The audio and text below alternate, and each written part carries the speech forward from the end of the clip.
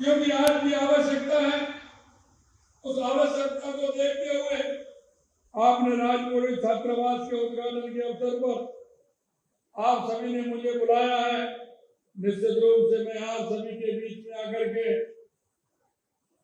खुशी का अनुभव कर रहा हूं और एक ऐसे कार्यक्रम में आया हूं जिसके लिए मैं आप सभी को बहुत बहुत बधाई और शुभकामनाएं देना चाहता हूं।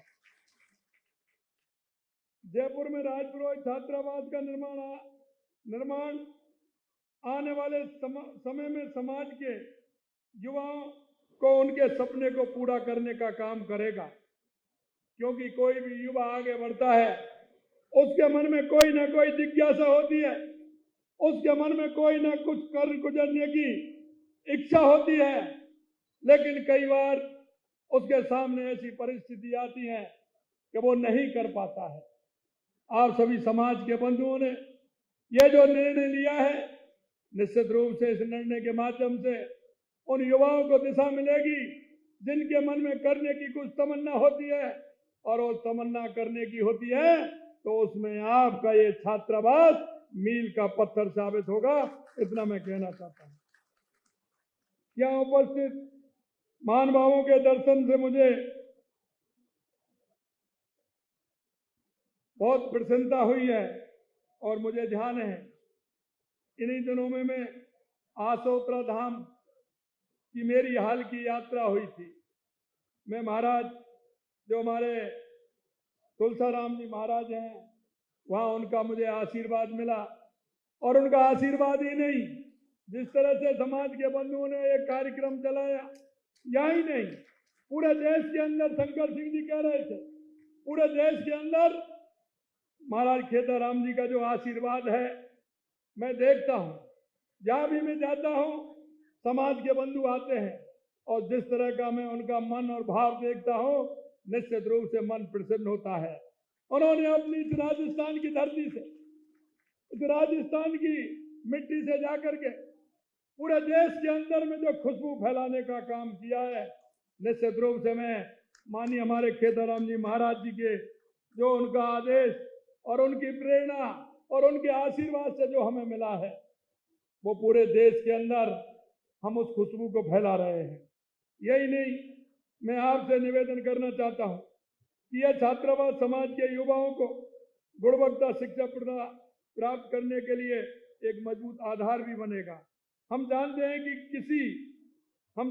कि शिक्षा किसी भी व्यक्ति और समाज के विकास का आधार होती है।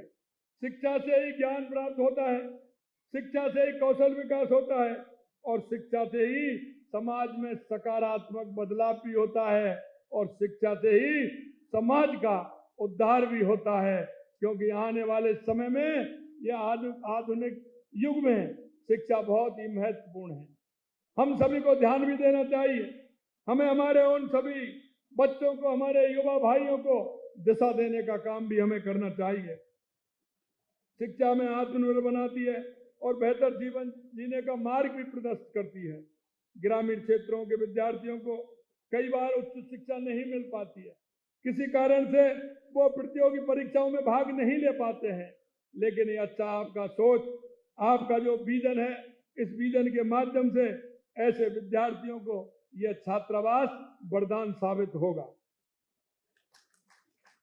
यही नहीं, छात्रावास में केवल रहने खाने की सुविधा प्रदान हो ऐसा नहीं, बल्कि एक सुरक्षित और सहायक वातावरण भी प्रदान होता है, जिससे उसका आगे जो वातावरण बनता है उसमें उस बच्चे का आगे जो उसकी खूबी और हॉबी होती है उसके माध्यम से वो काम करता है। राजपुरोहित समाज ने एक आधुनिक सुविधाओं से सुसज्जित, मुझे विश्वास है कि ऐसा एक छात्रावास बनवाया है तो निश्चित रूप से छात्रावास विद्यार्थियों को एक शांत और आरामदायक वातावरण प्रदान करेगा, जो पढ़ाई में सहायक भी होगा। मेरे प्यारे भाइयों मित्रों, में आप सभी बहुत ही भाग्यशाली हैं जिन्हें छात्रावास में रहने का अवसर मिल रहा है। इसका पूरा फायदा उठाएं, कठिन परिश्रम करें और अपने लक्ष्य को प्राप्त करें। स्वामी विवेकानंद जी ने कहा था कि 21वीं सदी भारत की होगी और 21वीं सदी भारत की होगी, और उन्होंने कहा कि उठो जागो और इस देश दुनिया पर छा जाओ। उस दृष्टि से ये हमारा जो छात्रावास है, निश्चित रूप से स्वामी विवेकानंद जी ने कहा था उस ओर ये छात्र हमारे चलेंगे और देश दुनिया में अपना नाम करेंगे, ये मुझे विश्वास है। यही नहीं मेरे भाई और बहनों, छात्रावास समाज के युवाओं का एक मंच प्रदान भी करेगा। जैसा मैंने कहा, भारत एक युवा देश है। हमारे प्रधानमंत्री नरेंद्र मोदी जी की प्राथमिकता है कि उन्होंने युवा शक्ति राष्ट्र शक्ति के रूप में पहचान मिले और दुनिया में बढ़ता हुआ भारत का गौरव हो और हमारी ये पीढ़ी, आने वाली युवा पीढ़ी दुनिया में अपना नाम रोशन करे।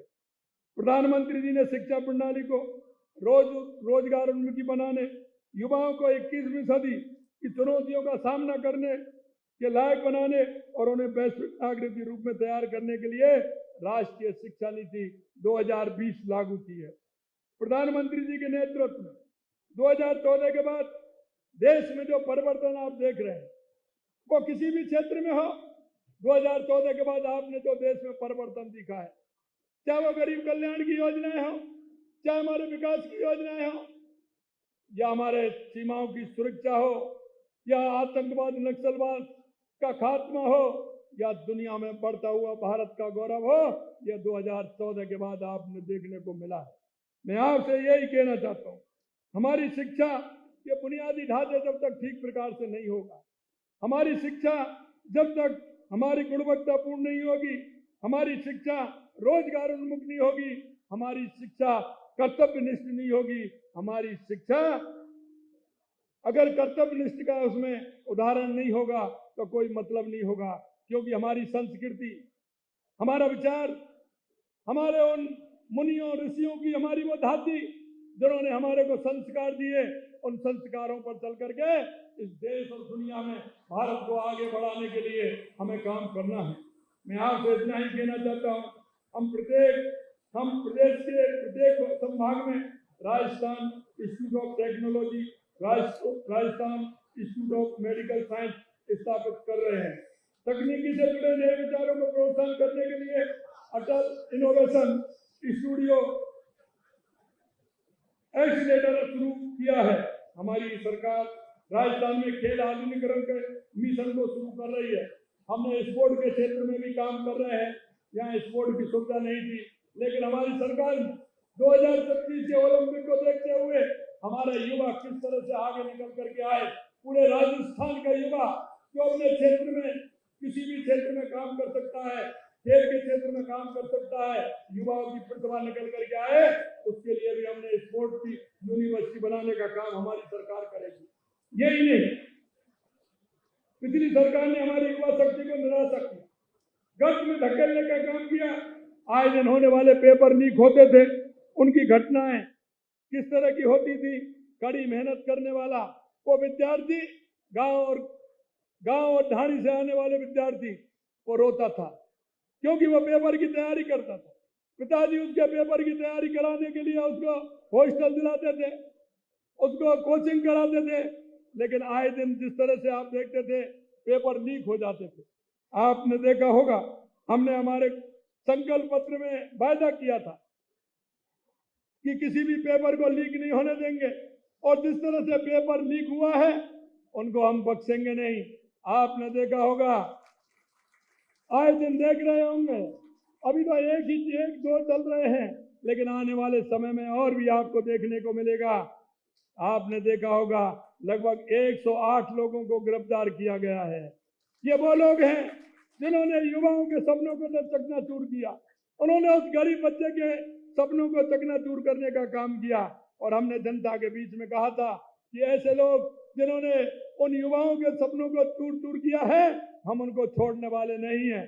और अभी आप देखते जाइए, अभी तो 108 गिरफ्तार हुए हैं, आने वाले समय में कोई भी हो, कैसा भी हो, किसी को बख्शा नहीं जाएगा।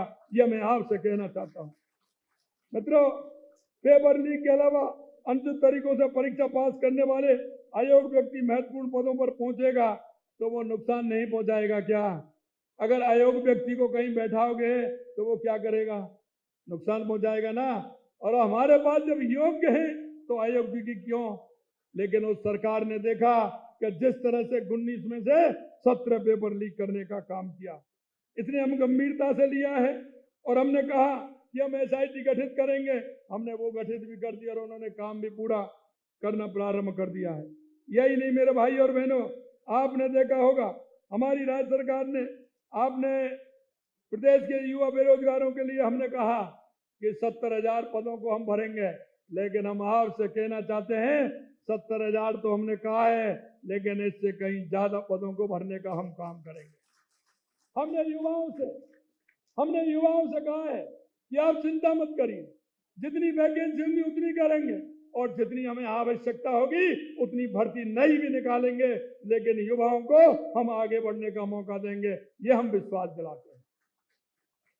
हमने कहा युवाओं को निजी क्षेत्र में कैरियर निर्माण मार्गदर्शन देने के लिए प्रदेश के समस्त संभाग मुख्यालयों पर युवा साथी केंद्र स्थापित करेंगे। सामाजिक कार्य किसी भी सब समाज की पहचान है और ये हमें एक बेहतर दुनिया बनाने की प्रेरणा भी देता है। मैं आपसे इतना कहना चाहता हूं मेरे भाइयों कि युवा समाज का भविष्य होते हैं, उसका विकास राष्ट्र के विकास का आधार होता है। युवा समाज का भविष्य होते हैं और युवा राष्ट्र का विकास का आधार होता है। युवाओं के जीवन में सकारात्मक बदलाव लाने का कोई भी प्रयास राष्ट्र निर्माण और राष्ट्र को मजबूती प्रदान करता है।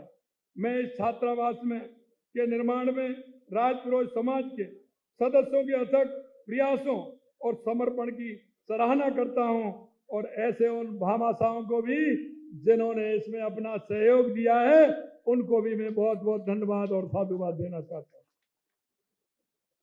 मैं आपसे अंत में निवेदन करना चाहता हूं और वह निवेदन मेरे भाइयों में ये करना चाहता हूं कि समाज के अंदर बहुत बड़ी ताकत होती है, सरकार करती है, लेकिन समाज का जब सहयोग मिलता है तो सरकार की भी काम करने की गति मिलती है और सरकार उसी हिसाब पर काम करती है।